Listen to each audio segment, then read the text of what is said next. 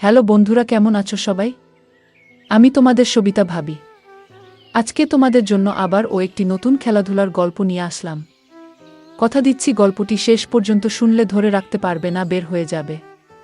বন্ধুরা, প্রতিদিন এমন গরম গরম গল্প পেতে অবশ্যই চ্যানেলটি সাবস্ক্রাইব করে রাখবে। তো চলো গল্প শুরু করি।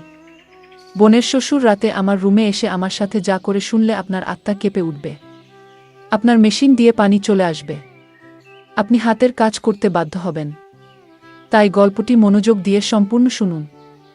আমার গর্ভবতী দিদি তার নিজের খেয়াল রাখার জন্য বাচ্চার ডেলিভারির শেষের দিকে আমাকে তার নিজের শ্বশুরবাড়ি ডেকে নিয়েছিল। কিন্তু আমার জামাই বাবু সেই সময় আমার সাথে জোর জবরদস্তি করার চেষ্টা করেছিল, আর আমি ভয় পেয়ে গিয়ে আমার দিদিকে সবকিছু বলে দিয়েছিলাম। কিন্তু আমার দিদি আমাকে বলল, তোমাকে এগুলো করতেই হবে, না হলে বাইরের লোকের আঘাত অতটা কষ্ট দেয় না যতটা নিজের লোকের আঘাতে দেয়। আমার সাথেও কিছুটা এরকমই হয়েছিল। আমার এই গল্প আপনার শরীরের লোম খাড়া করে দেওয়ার মতো গল্প। কোনোভাবেই আমার নষ্ট হওয়ার পিছনে বাইরের কোনো লোক ছিল না। আমার এই গল্পটা আপনাদের কাছে পৌঁছানোর উদ্দেশ্য এটাই যে আপনারা সমস্ত বিষয়ে সাবধান থাকুন। আমার নাম নিপা। আমরা দুজন বোন ছিলাম। আমার বড় আপু নীল, আর বিয়ের সময় আমার মাত্র 14 বছর বয়স ছিল। আমাদের দুই বোনের বয়সের মধ্যে খুব একটা তফাৎ ছিল না, কিন্তু আমার দিদি আমার একমাত্র বোন ছিল, আর এই জন্য তার বিয়ের সময় আমাকে দেখে খুব খারাপ অবস্থা হয়েছিল। আমার জামাই বাবু আসে বিদায়ের পর, আমাকে ভালোবেসে আমায় তার পাশে বসাল, আর আমার হাত ধরে বলতে লাগলো, নিপা, তাদের কি আছে? শালি তো আদি ঘরওয়ালি হয়, তোমার যখন মন চাইবে আমাদের ঘরে চলে আসবে। জামাই বাবুর এ কথা শুনে আমি ভীষণ খুশি হয়ে গেলাম। দিদি বিয়ে করে অন্য শহরে চলে গেল। আশিক জামাই বাবু বলতে লাগলো, যখনই তুমি তোমার দিদির কাছে আসবে তখন আমি নিজে তোমাকে আমাদের শহরে ঘোরাবো। দিদি বিদায়ের পর চলে গেল, কিন্তু আমার মনে ইচ্ছা হলো যে কখন আমি আমার দিদির বাড়ি যাব আর খুব মজা করব। দিদির বিয়ে হয়েছিল 1 বছর হয়ে গিয়েছিল, কিন্তু আমি তার শহরে যেতে পারিনি। পুরো 1 বছর পরে দিদি আমাদের বাড়ির কাছাকাছি এসে ঘুরে গেছিল, আর আশিক জামাই বাবু তার সাথে ছিল। সে খুবই ভালো মানুষ এবং খুব ভালোবাসতো আমাকে। যতদিন সে আমাদের বাড়িতে ছিল ততদিন আমার আগে পিছনে ঘুরতে থাকতো, আমার খুব খেয়াল রাখত। সে আমার জন্য অনেক কিছু উপহার আনত। আমার কোনো ভাই ছিল না, এজন্য আমার তার প্রতি খুব ভালোবাসা ছিল, আন্তরিক তার নাম ছিল। 1 সপ্তাহ আমাদের সাথে কাটিয়ে দিদি আবার নিজের শ্বশুর বাড়ি চলে গেল। 1 মাস পরে আবার আপুর ফোন আসলো, কিন্তু দিদি ভীষণ চিন্তায় ছিল আর মাকে বলেছিল যে সে প্রেগন্যান্ট, আর এই অবস্থায় অন্য শহরে গিয়ে থাকতে পারবে না, কেননা তার ভীষণ বমি হচ্ছিল আর ডাক্তার তাকে আরাম করতে বলেছিল। এটা শুনে মা চিন্তায় পড়ে গেল।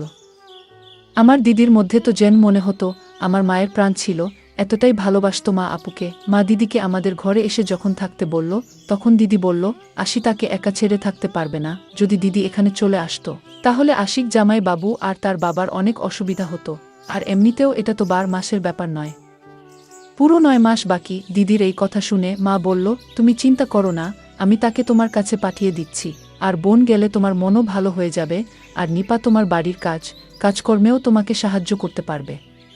মায়ের এই কথা শুনে দিদি খুব খুশি হয়ে গেল আর বলল, নিপাকে একা পাঠাতে হবে না, আমি আশিককে বলে দিচ্ছি। আমি তো কবে থেকেই সুযোগের অপেক্ষায় ছিলাম, আর কতবার প্রার্থনা করেছিলাম ওখানে যাওয়ার জন্য, আর এই জন্য সঙ্গে সঙ্গে আমি খুশি হয়ে গেলাম। আর খুশিতে আমি নিজের জিনিসপত্র গুছিয়ে নিলাম। মাছি হওয়া একটা আলাদাই খুশি আমার মধ্যে ছিল। 2 দিন পরে জামাই বাবু আমাকে নিতে আসলো, আর আমি তার সাথে আমার বোনের কাছে অন্য শহরে চলে এলাম, দিদির শ্বশুর বাড়িতে। শুধুমাত্র আশিক জামাই বাবু আর তার শ্বশুর ছিল, এজন্য আমার সেখানে থাকতে কোনো অসুবিধা হয়নি। দিদির শ্বশুর বাড়িতে শাশুড়ি নন্দের কোনো ঝামেলা ছিল না। দিদি আমাকে দেখে ভীষণ খুশি হয়ে গেল। দিদি আগে থেকেই আমার জন্য আমার পছন্দের খাবার তৈরি করে রেখেছিল। আমার থাকার জন্য সামনে একটা ঘর আমাকে দিয়ে দিয়েছিল। দিদির শ্বশুরকে সালাম করতে আমি যখন তার ঘরে গেলাম, তখন তার অদ্ভুত কাণ্ড দেখতে দেখলাম সে বিছানায় পড়ে থাকা একজন অসুস্থ লোক, আর আমাকে দেখে অদ্ভুত কথা বলতে লাগল। দিদি আমার হাত ধরে তার শ্বশুরের ঘর থেকে আমাকে বাইরে নিয়ে আসলো, আর বলতে লাগলো তার শ্বশুর অনেক বছর ধরে অসুস্থ, এই জন্য মাঝে মধ্যে সে উল্টোপাল্টা কথা বলে ফেলে। তার ঘরে আর যেন আমি না যাই, আর আমার ওই ঘরে যাওয়ার কোনো দরকার নেই। তাও দিদি আমাকে বলে দিন, দিদির শ্বশুর দিদির বিয়েতেও আসেনি আমাদের বাড়ি। আশিক জামাই বাবু সম্বন্ধে আমার বাবার কোনো একটা বন্ধু দিদির সাথে করিয়েছিল। আমার দিদির শ্বশুরের সাথে আমার এই প্রথম দেখা হয়নি। আর সত্যিই তো এটাই ছিল যে আমি তার শ্বশুরের সাথে দেখা করে ভীষণভাবে ভয় পেয়ে গিয়েছিলাম। আমি দিদির ঘরে এসেছি 2 দিন হয়ে গেল, আমি আর তার শ্বশুরের ঘরে যাইনি। আশিক দুলাভাই আমার খুব খেয়াল রাখে, আর দিদির শরীর ভালো না থাকার জন্য দিদি বেশিরভাগ সময় বিছানায় শুয়ে কাটায়। সারা ঘর আমি সামলে নিয়েছিলাম, কিন্তু একদিন এমন কিছু হয়ে গেল যে আমার গায়ে কাটা দিয়ে উঠল। রাত্রিবেলা খাবার পর রান্নাঘর পরিষ্কার করে আমি যখন ঘরে এলাম, আমি ভাবলাম যে আমি স্নান করে আসি। গরম এত বেশি পড়েছে যে পুরো ঘেমে গিয়েছিলাম। আমি স্নান করার জন্য আমার ঘরের বাথরুমে ঢুকে গেলাম। কিছুক্ষণের মধ্যেই আমি যেন অনুভব করলাম যে কেউ আমাকে দেখছে। প্রথম আমার মনে হয়েছিল যে এটা আমার ভুল, কিন্তু হঠাৎ করে আমার নজর বাথরুমের জানালার কাছে যখন পড়ল, তখন আমি অবাক হয়ে গেলাম। ওখানে কোনো একটা ছায়া যেন আমার উপর নজর রেখেছিল। আমি জম দেখতে পেলাম, আর আমার বিশ্বাস হয়ে গেল যে কেউ লুকিয়ে লুকিয়ে আমাকে দেখছে। ব্যাপারটা আমি পুরো ঘাবড়ে গেলাম। আমি তাড়াতাড়ি জামা কাপড় পরে নিলাম আর দৌড়াতে দৌড়াতে বাইরে বেরিয়ে এলাম। দিদির ঘরে যখন গেলাম, তখন দিদি আর জামাই বাবু আরাম করে একসাথে বিছানায় শুয়েছিল। আমি তাড়াহুড়োতে তাদের ঘরের দরজায় টোকা দিতে ভুলে গিয়েছিলাম। এবার তাদের দুজনকে একসাথে দেখে আমি লজ্জা পেয়ে গেলাম। জামাই বাবু উঠে বসে পড়ল আর বলল, ভিতরে চলে এসে নিতা, দরজায় দাঁড়িয়ে কি করছো? আমি বুঝতে পারছিলাম না যে আমার কি করা উচিত। আমি তাকে কি করে বলতাম যে বাথরুমের জানালা দিয়ে কেউ আমাকে যেন দেখছিল। মনে হলো কোনো একটা ছায়া দেখতে পেলাম, যেন মনে হলো আমি এমনি বলে দিয়েছিলাম যে দিদির কাছে জিজ্ঞেস করতে এসেছি দিদি দুধ খাবে কিনা। দিদি বলল, তুমি আরাম করো, বাকি কাজটা শেষ করে দেবে। আমি দিদির ঘর থেকে বেরিয়ে যখন আমার ঘরে ঢুকেছিলাম, তখন দেখতে পেলাম দিদির শ্বশুর বারান্দা দিয়ে হেঁটে নিজের ঘরে যাচ্ছে।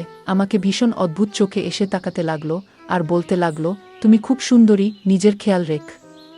কিন্তু এই কথা শুনে আমি রেগে গেলাম। ভাবতেও পারিনি যে সে আমাকে এই ধরনের কথা বলতে পারে।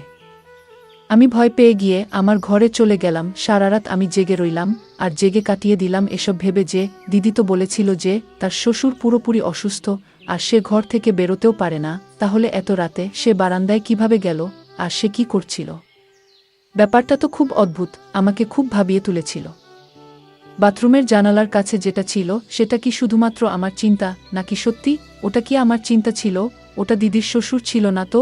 এই প্রশ্নটা আমাকে পাগল করে দিচ্ছিল। পুরো রাত এমনি তাকিয়ে তাকিয়ে আমি কাটিয়ে দিলাম। তারপরের দিন সকালবেলা জামাই বাবু অফিস যাবার সময় বলে গেল, নিপা, আমি বিকালবেলা তাড়াতাড়ি চলে আসব আর তোমাকে শপিংয়ের জন্য বাজার করতে নিয়ে যাব, তুমি বিকালবেলা রেডি থেকো। এটা বলতে বলতে হঠাৎ সে আমার কাছে চলে আসলো আর আমার গালে হাত দিল আর অফিসে চলে গেল। দিদির পিছনেই দাঁড়িয়েছিল। দিদি বলল যে আশি তোমাকে ভীষণ ভালোবাসে, তোমার অনেক খেয়াল রাখে, তুমিও চেষ্টা করো ওর খেয়াল রাখার। কেননা আমি আশিকে খেয়াল রাখতে আজকাল খুব একটা পাই না, ও ভীষণ ক্লান্ত হয়ে যায়। দিদির এই কথা শুনে আমি বললাম, তুমি চিন্তা করো না, আমি আশির ভাইয়ের যথেষ্ট খেয়াল রাখব। বিকালবেলা আমি সেজে গুজে তৈরি হয়ে গেলাম। তারপর আশিরদা আমাকে শপিং করতে নিয়ে গেল। সে দিদির থেকে বেশি তো আমার জন্য শপিং করলো। আমি ভীষণ খুশি ছিলাম, কিন্তু আমি কি করে জানতাম যে আমার এই খুশি বেশ কিছুদিনের জন্য, মাত্র কয়েকদিনের জন্য মাত্র। সেই রাতে আমি ভীষণ ক্লান্ত হয়ে ঘুরে এলাম আর খাবার খেয়ে চলে গেলাম বিছানা আর শুয়ে ঘুমিয়ে পড়লাম। মাঝরাতে হঠাৎ করে কারেন্ট চলে গেল আর আমার গরম লাগতে চোখ খুলে গেল ঘুম থেকে। যেন এমন মনে হলো যে কেউ আমার বিছানা রয়েছে। ঘরের মধ্যে এত অন্ধকার ছিল যে আমি কিছু দেখতে পেলাম না। আর হঠাৎ করে যেন কেউ একজন আমার কাছে আসা শুরু করলো। আমার দম বন্ধ হতে থাকলো, আমি চেঁচাতেও পারিনি। কিন্তু যখন বুঝলাম যে আমার সাথে কিছু বাজে হতে চলেছে, আমি আমার সব শক্তি দিয়ে জোরে ধাক্কা দিলাম তাকে। সে আন্দাজ করতে পারেনি যে আমি তাকে এত জোরে ধাক্কা দেব। সে একদমই পিছনে সরে গেল আর পালিয়ে গেল আমার ঘর থেকে। আমি এখনো পর্যন্ত কিছু দেখতে পাচ্ছিলাম না, অন্ধকার অনেক বেশি ছিল। আমি দেয়াল ধরে ধরে দিদির ঘরে গেলাম। আমি গিয়ে দিদিকে যখন ডাকলাম, দিদি আমাকে বলতে লাগল, নিপু, তুমি চিন্তা করো না, আশিক লাইট ঠিক করতে গেছে। মাঝে মধ্যে আমাদের বাড়িতে কারেন্ট চলে যায়, আশিক তাড়াতাড়ি ঠিক করে দেবে। নিজের মোবাইল ফোনের টর্চ চালাল, আমার কাছে তো মোবাইলও ছিল না। আমি দিদির কাছে বসে কাঁদতে লাগলাম। একটু পরেই লাইট চলে এল। দিদি বলতে লাগল, তুমিও পাগল আছো, একটুখানি অন্ধকার দেখে ভয় পেয়ে গেলে? তাহলে আমার কি খেয়াল রাখবে তুমি? দিদির কথা শুনে আমি বললাম, ব্যাপারটা সেরকম নয়, আমার ঘরে কেউ একজন ছিল। আমার কথা শুনে দিদি জোরে জোরে হাসতে লাগল। বল যে আশিক আমার সাথে আমার ঘরে ছিল, আমার শ্বশুর ঘর থেকে বেরোতেই পারেন না, তুমি অন্ধকারের জন্য ভয় পেয়ে গেছ, কোনো ব্যাপার না। আমি জানি না আমি দিদিকে কিভাবে বিশ্বাস করব যে আমার ঘরে সত্যিই কেউ ছিল, কিন্তু সেটাকে ছিল, আমি বুঝতেই পারছিলাম না। যদি আশিক দুলাভাই দিদির সাথে থাকে তাহলে আমার ঘরে কি ছিল? প্রথমে বাথরুমের জানালার কাছে কেউ একজন নজর রেখেছিল, আর এবার ঘরের মধ্যে কেউ একজন ছিল মনে হলো। আমি ভয় পেয়ে গেলাম। আমার মাথার মধ্যে থেকেই খালি দিদির শ্বশুরের খেয়াল আসছিল। লাইট ঠিক করে আশির দাদা ঘরে আসল আর আমাকে দেখে বলল, নীল, আমি তোমাকে প্রথমেই বলেছিলাম যে অন্ধকারেও ঘাবড়ে যাবে, তুমি ওর কাছে চলে যাও। দিদি জামাই বাবুকে বলতে লাগলো, খুব অন্ধকার ছিল, আমি যদি পড়ে যেতাম, আমি কি করে জানুক যে ও এত ভয় পেয়ে যাবে। আমি দুজনকে বললাম, তোমরা আমাকে নিয়ে চিন্তা করো না, আমি ঠিক আছি, আর এবার আমি আমার ঘরে গিয়ে ঘুমিয়ে পড়ব। আমি দিদিকে বেশি চিন্তা করতে দিতে চাইনি, কেননা মা বলেছিল যে ডাক্তার দিদিকে টেনশন নিতে বারণ করেছে। আমি ভয় পেতে পেতে নিজের ঘরে এলাম আর দরজা ভিতর থেকে লক করে বিছানায় শুয়ে পড়লাম। ঘুম তো আমার আসছিল না কিছুতেই। আমি ভাবছিলাম যে কোনো না কোনো বাহানা করে ঘরে চলে যাই। পুরোটাই আমার মিথ্যা সন্দেহ ছিল না, এই ব্যাপারটা আমার পুরো বিশ্বাস ছিল। কেউ আমায় একাকিত্বের সুযোগ নেওয়ার চেষ্টা করছিল। পরের দিন আসি দাদা কোনো একটা কাজের জন্য কিছুক্ষণের জন্য দুপুরবেলা অফিস থেকে ঘুরে আসলো। ওই সময় দিদি ওষুধ খেয়ে নিজের ঘরে গভীর ঘুমে ঘুমাচ্ছিল, আর আমি রান্নাঘরে খাবার তৈরি করছিলাম। আর আমাকে সে পেছন থেকে জড়িয়ে ধরেছিল। আমি তার থেকে এই ব্যবহার একেবারেই আশা করিনি। আমি ভয় পেয়ে নিজেকে তার থেকে ছাড়িয়ে নেওয়ার চেষ্টা করতে লাগলাম। আমার আওয়াজ যেন আমার গলার মধ্যে আটকে গেল, আর আমি কিছু বলতে পারলাম না। কিন্তু আশিক তো আমাকে ছাড়ার বদলে আরও জোরে জড়িয়ে ধরল আর বলতে লাগলো যে তুমি এত সুন্দরী, তোমার থেকে নজর ঈশ্বরে না। আমি অনেক চেষ্টা করে তার হাত থেকে নিজেকে ছাড়ালাম আর রান্নাঘর থেকে বাইরে পালিয়ে গেলাম দূরে। তখন আশিক আরও বলতে লাগলো যে তোমাকে স্নান করার সময়ও খুব সুন্দর লাগে, আর আমার মোবাইলে তোমার ভিডিও আছে। জামাই বাবুর এই কথাগুলো আমার জেমদম বন্ধ হয়ে আসছিল। আমি ভাবতেও পারিনি যে এই লোকটা এত নোংরা একটা লোক। আমি কাঁদতে কাঁদতে যখন জামাই বাবুর দিকে তাকালাম, তখন সে বলতে লাগলো, আমি তোমার সাথে শুধুমাত্র প্রেম ভালোবাসার কথা বলতে চাই। আর বলতে বলতে আমার দিকে এগিয়ে আসলো, আর আমি ঘরে চলে গেলাম এবং নিজেকে ভেতর থেকে লক করে দিলাম। কিন্তু আমি ভয়ে কাঁপতে লাগলাম।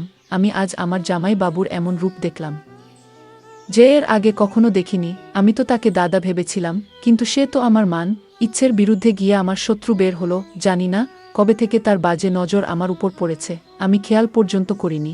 আশিদা কিছুক্ষণের জন্য অফিস থেকে ঘরে এসেছিল, আর তাই সে আবার চলেও গেল অফিসে।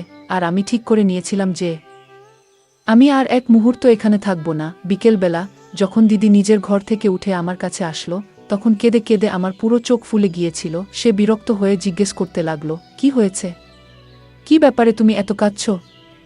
আমি দিদির কাছে সত্যিটা লুকিয়েছিলাম, কেননা উনার অবস্থা এমন ছিল না যে আমি জামাই বাবুর ব্যাপারে এত বড় কথা বলবো। আমি কাঁদতে কাঁদতে বললাম, খুব মা, বাবার কথা মনে পড়ছে, আমি বাড়ি যেতে চাই। কথাটা শুনে দিদি আমাকে জড়িয়ে ধরে বলল, মাত্র এইটুকু ব্যাপার, তার জন্য তুমি কেঁদে কেঁদে তোমার চোখ ফুলিয়ে দিয়েছ? তুমি চিন্তা করো না, আমি আশিককে বলব যে তোমাকে বাড়িতে পৌঁছে দিতে। জামাই বাবুর সঙ্গে এক শহর থেকে অন্য শহরে যাবার কথা ভেবে আমার সারা গায়ে ভয়ে কাটা দিয়ে উঠল। আমি দিদিকে বললাম, বাবা আমাকে নিতে আসুক। দিদি বলল, ঠিক আছে, ভালো কথা, এই উসিলায় বাবার সাথে আমার দেখা হয়ে যাবে। আমি দিদির কথা শুনে খুশি হয়ে গেলাম। আর দিদি যে এমাত্র আমার কাছ থেকে উঠে নিজের ঘরে গেল, তখনই তার জোরে চালানোর আওয়াজ শুনতে পেলাম। আমি সঙ্গে সঙ্গে দিদির ঘরে গেলাম। আমি গিয়ে যা দেখলাম তা দেখে আমার হুঁশ উড়ে গেল। দিদি বিছানার পাশে পড়ে গিয়েছে আর নিজের পেট ধরে জোরে জোরে চেঁচাচ্ছে। আমি দিদিকে উঠিয়ে বিছানায় শোয়ালাম। অনেকক্ষণ তার কাছে বসে রইলাম। তার অবস্থা আমার ঠিক মনে হলো না। আমি দিদিকে বললাম, ডাক্তারের কাছে চল। কিন্তু দিদি বারণ করে দিল আর আমার হাত ধরে বলল, আমাকে ছেড়ে তুমি যেও না, এই অবস্থায় আমি একা থাকতে পারবো না। আজ তুমি ছিলে, আমাকেও তাহলে আমার খেয়াল রাখলে, কিন্তু তুমি যাবার পর যদি এরকম কিছু হয় তাহলে তো আমার বাচ্চা মরে যাবে। দিদির এই কথা শুনে আমি ভীষণ চিন্তায় পড়ে গেলাম। খানিকটা বাধ্য হয়ে আমি কিছুদিন থেকে যাওয়ার কথা ভাবলাম আর দিদিকে বললাম, তুমি একদম চিন্তা করো না, আমি তোমার সাথে আছি।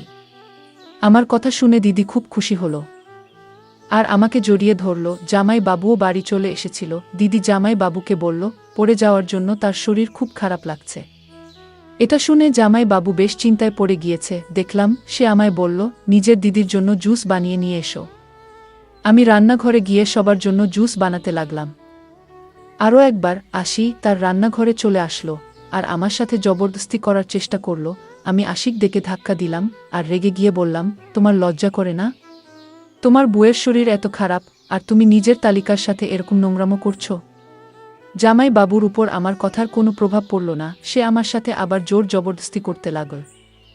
আমার চেঁচানোতে দিদি চলে আসলো। আমি এতটা ঘাবড়ে গিয়েছিলাম যে দিদির যে অবস্থা সেটা না ভেবে আমি তাকে জামাই বাবুর সমস্ত শক্তি বলে দিয়েছিলাম।